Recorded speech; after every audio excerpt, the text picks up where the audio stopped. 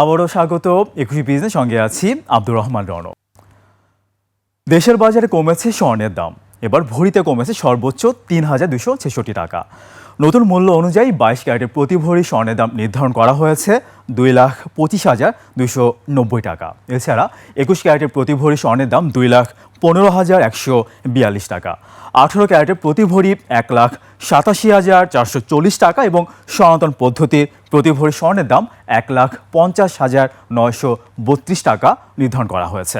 স্বর্ণের পাশাপাশি কমেছে রূপার দামও। ২২ ক্যারেট এক ভরি রূপার দাম নির্ধারণ করা হয়েছে ৪,৮৯৯ টাকা।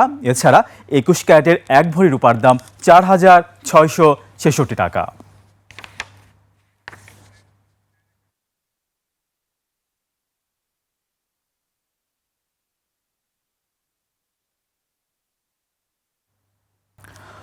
রাজধানী ঢাকায় নৌপথে মোট ৩বার ওয়াটার বাস প্রকল্প চালু করা হলেও তা একবারও আলোর মুখ দেখেনি। ২০০৪ সালে যাত্রা শুরুর পর থেকে কোটি কোটি টাকা ভেসে গেছে জলে। বর্তমানে অচল অবস্থায় পড়ে আছে ৯টি ওয়াটার বাস ও ১২টি ল্যান্ডিং স্টেশন। ৩৭ কোটি টাকা লোকসান দেখিয়ে সার্ভিস বন্ধ করে দিয়েছে বিআইডব্লিউটিসি। যানজট নিরসনে নেওয়া এই প্রকল্প কেন ভেস্তে গেল? শুধু কি যাত্রী সংকট, নাকি লুকিয়ে আছে ভিন্ন কোনো কারণ? প্রশ্নের উত্তর খুঁজেছেন সহকর্মী শফিকুল ইসলাম। যারা চাকরি করে তারা বসে বসে বেতন পাচ্ছে। যখন শুনে বন্ধ হয়ে গেছে তখন তারা চলে যায়। ভালো করতে হইলে সৌন্দর্য করে আবার চালু করুক। রাজধানী ঢাকা বুড়িগঙ্গা নদীর তীরে অবস্থিত হলেও এর চারপাশ দিয়ে বয়ে গেছে আরও ৪টি নদী, যা ঘিরে রয়েছে ১১০ কিলোমিটারের এক বিশাল নৌপথ। বিশ্বের উন্নত শহরগুলো গড়ে উঠেছে সড়ক, নৌ ও রেলপথের সমন্বয়ে, কিন্তু ঢাকার পুরো নৌপথ তো দূরের কথা, দফায় দফায় চেষ্টা করে সদরঘাট, গাবতলী, টঙ্গী, নারায়ণগঞ্জ পথ ও শেষে বুড়িগঙ্গায় পারাপারেও ব্যর্থ যাত্রীবাহী ওয়াটার বাস সার্ভিস। ৩বার চালু হওয়া ওয়াটার বাসের খোঁজ নিতে গিয়ে দেখা যায় বাদামতলী রকেটঘাট এলাকায় ১২টি ওয়াটার বাসের মধ্যে ৬টি পরিত্যক্ত অবস্থায় পড়ে আছে। অযত্ন অবহেলায় মরিচা ধরেছে নৌযানগুলোর গায়ে, উঠে গেছে রং, চুরি হয়ে গেছে জানালার কাচ। অচল এসব নৌযান এখন ব্যবহৃত হচ্ছে অস্থায়ী বাসস্থান হিসেবে। এটা যাইতে হলো গাবতলী পর্যন্ত, তো ওই দিক দিয়ে একটা ঘাট ছিল, ওই ঘাটটা এখন বন্ধ হয়ে গেল। তারপরে এই ওয়াটার বাস কিনে এখানে আস্তে আস্তে রাখা শুরু হলো। ঢাকা শহরটা তো অনেক জ্যামজট, এগুলো যদি আমাদের চলাচল থাকতো তাহলে আমরা একটু দ্রুত যাইতে পারতাম। ২০০৪ সালে যানজট নিরসনে প্রথমবারের মতো চালু করা হয় ওয়াটার ট্যাক্সি, যা টিকেছিল মাত্র ১ মাস। সে সময় বৃত্তাকার নৌপথ প্রকল্পের প্রথম ২ ধাপে ব্যয় হয় প্রায় ১০০ কোটি টাকা। এরপর ২০১০ সালের আগস্টে দ্বিতীয় উদ্যোগ নেওয়া হয়, যা টিকেছিল ১১ মাস। সর্বশেষ ২০১৩ সালের ৪ জুলাই ওয়াটার বাস নামে তৃতীয়বার নতুন আঙ্গিকে যাত্রা শুরু করে প্রকল্পটি। একে একে বহরে যোগ হয় ১২টি ওয়াটার বাস, যা তৈরিতে খরচ হয় প্রায় ১০ কোটি টাকা। এগুলো চালাতে বিভিন্ন রুটে স্থাপন করা হয় ১২টি ল্যান্ডিং স্টেশন। অনেক আগে ওয়াটার বাস চলতো, এখন চলে না, এখন ঘাটে এমবি পড়ে রয়েছে।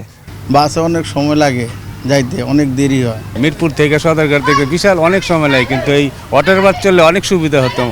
শুরুতে এসব ওয়াটার বাসে যাত্রী চাপ থাকলেও আস্তে আস্তে তা কমে আসে। অনুসন্ধানে জানা গেছে সময় অনুযায়ী ওয়াটার বাসগুলো চালাতে ব্যর্থ হয়েছিল কর্তৃপক্ষ। পাশাপাশি বাধা হয়ে দাঁড়িয়েছিল নৌযান মালিকদের স্থানীয় সিন্ডিকেট। এছাড়াও অভিযোগ আছে ইঞ্জিনে খরচ হতো বাড়তি জ্বালানি তেল, যার সত্যতা পাওয়া গেল বিআইডব্লিউটিসির এই কর্মকর্তার কথায়ও। ওয়াটার বাসগুলো প্রথম দিকে খুব স্পিডে চলাচল করতো, তখন কিন্তু ওই সমস্ত লোকরা আমাদের এইটা বাধা দিত। এটা ইউরোপিয়ান ইঞ্জিন এবং কোয়ালিটি ইঞ্জিন ছিল, হ্যাঁ, সেই কারণে একটু তুলনামূলক তেল খরচ বেশি ছিল। ৩৭ কোটি টাকা লোকসান হওয়ায় ২০২০ সালে ওয়াটার বাস সার্ভিস পুরোপুরি বন্ধ করে দেয় বিআইডব্লিউটিসি। বর্তমানে ৯টি পরিত্যক্ত ওয়াটার বাস বিক্রি করতে চায় তারা। বাকি 3টি বেসরকারি তত্ত্বাবধানে চলছে আরিচা ঘাটে। লোকসানের পরিমাণ যদি আপনি বলেন প্রায় ৩৭ কোটি টাকার মতো। এখন আমাদের যে ওয়াটার বাসগুলো আছে সেগুলো আর চলাচল উপযোগী না। এর মধ্যে 12টার মধ্যে 9টাই আমরা এখন বিক্রির তালিকায় চলে গেছে, এগুলো আমরা বিক্রি করে দিচ্ছি। আর তিনটা আমরা চার্টারে দেওয়া আছে, তিনটা। এটা এক বর্তমানে আরিচা কাদিরহাট যে রুট আছে ওই রুটে এই তিন পরিচালনা হচ্ছে। বিশেষজ্ঞদের মতে রাজধানীর যানজট কমাতে সড়ক, নৌ ও রেলপথকে একসঙ্গে কাজে লাগানোর বিকল্প নেই। এই জায়গায় যে পরিমাণ লোক থাকার কথা তার চেয়ে অনেক বেশি লোক আছে। সো আপাতত যদি এই পরিমাণ লোকই থাকে তাহলে আপনাকে যতগুলো যাতায়াতের মাধ্যম রয়েছে সেগুলোর মধ্যে একটা সমন্বয় অবশ্যই করতে হবে। চালু করার জন্য পূর্বে আসলে কি কারণে এটা বন্ধ হয়ে গেছিল সেই কারণগুলো অবশ্যই অনুসন্ধান করা দরকার। রাজধানীর আশেপাশের নৌপথকে নতুন করে সাজানোর উদ্যোগ নেওয়া হবে বলেও জানায় বিআইডব্লিউটিসি। শফিকুল ইসলাম, 21 টেলিভিশন, ঢাকা। এবার মুদ্রা বাজারের খবর। কলমানি সুদের হার এখনও 9.5% উপরে। 5 জুলাই একদিন মেয়াদি বা ওভারনাইট কলমানি রেট ছিল 9.52%। অপরিবর্তিত আছে রেপো রেট। রেপো রেট এখন 10%। অন্যদিকে স্ট্যাচুটরি লিকুইডিটি রেশিও SLR 11.5% এবং স্ট্যান্ডিং ডিপোজিট ফ্যাসিলিটি বা SDF 7.5% অপরিবর্তিত রয়েছে। এবার ট্রেজারি বিলের খবর। ট্রেজারি বিল সাধারণত 91 দিন, 182 দিন, 364 দিন মেয়াদি হয়। আগামী 12 জুলাই 3 ক্যাটাগরির ট্রেজারি বিলের নিলাম হবে। এর মধ্যে 91 দিন মেয়াদের 5,000 কোটি টাকা, 182 দিন মেয়াদের 3,500 কোটি টাকা এবং 364 দিন মেয়াদি বিলের আকার 2,400 কোটি টাকার ট্রেজারি বিলের নিলাম হবে। জানিয়ে দিচ্ছি ট্রেজারি বন্ডের খবর। আগামীকাল 7 জুলাই 2 বছর ও 3 বছর মেয়াদের ট্রেজারি বন্ডের নিলাম হবে। এর মধ্যে 2 বছর মেয়াদি বন্ডের আকার 4,000 কোটি টাকা এবং 3 বছর মেয়াদি বন্ডের আকার 500 কোটি টাকা। প্রতি মাসেই ট্রেজারি বন্ড বা টি বন্ডের প্রাইমারি নিলাম অনুষ্ঠিত হয়।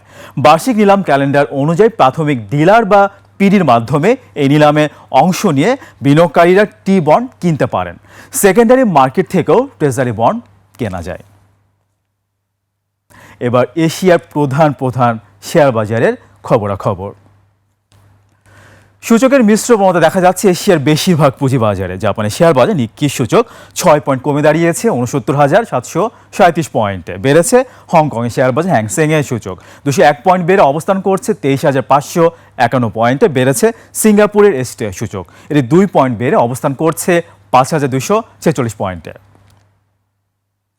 চীনের শেয়ার বাজার সাংহাই কম্পোজিট ইন্ডেক্স অবস্থান করছে 4,051 পয়েন্টে, যা আগের দিনের চেয়ে 7 পয়েন্ট বেশি। বোম্বের সেন্সি 30 ইন্ডেক্সকে দেখা যাচ্ছে ঊর্ধ্বমুখী প্রবণতায়। সেন্সি সূচক 507 পয়েন্ট বেড়ে অবস্থান করছে 78,271 পয়েন্টে। কমেছে থাইল্যান্ডের থাই স্টক এক্সচেঞ্জ সূচক, এটি 1 পয়েন্ট কমে অবস্থান করছে 1,609 পয়েন্টে।